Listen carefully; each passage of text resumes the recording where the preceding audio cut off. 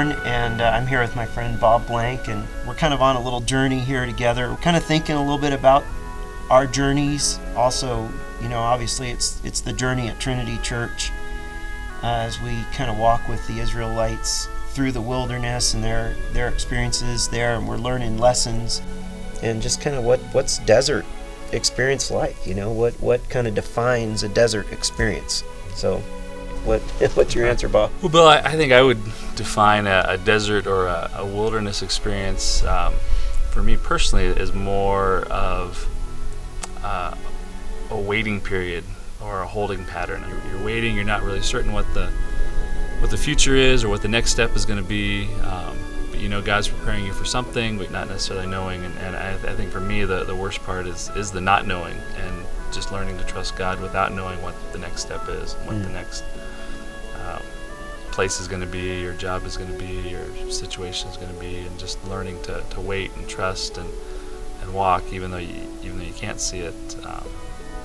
just to wait. So. Kind of what's resonated with me most deeply about this sermon series has been just this idea that you know, if the Israelites' goal was to get to the promised land, there were much more direct routes, you know, and yet God chose to deliberately lead them the long way around. And I think that puts you into that waiting period. And I've always thought more of the desert as a place of suffering. I mean, if you're without the resources you need, like shelter, and it's real hot or it's real cold, or there's no water, you know, I think there certainly is this moment of panic, and we've seen that, you know, with the Israelites when they're out of water or they're out of food. You know, and there's just this moment of despair where it's like we're not going to make it, and so I think I see it as a waiting place, but I also in my own life I see it as a place of panic, or a place of insecurity, a place of wandering in a sense, you know, just not having that direction of this is where I'm supposed to be going.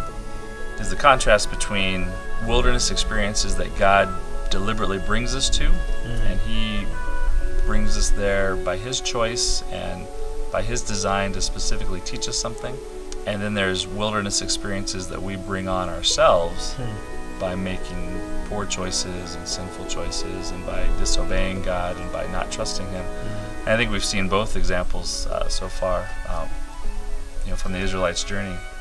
There are times where God, as you said, deliberately takes them the long way around, but there were other times where they disobeyed Him, and they extended their trip even longer. And they extended their trip rather than God extending their time. You know, Bill, it's been a great day, just getting out and getting away and going hiking, and It's been a long time, Bob. Enjoying the wilderness, and yeah, reflecting on the sermon series and the journey and the Israelites' journey and our own journeys, and the excitement of almost stepping on a rattlesnake back over there. I was straddling it for a moment there. Hopefully he's moved on when we go back.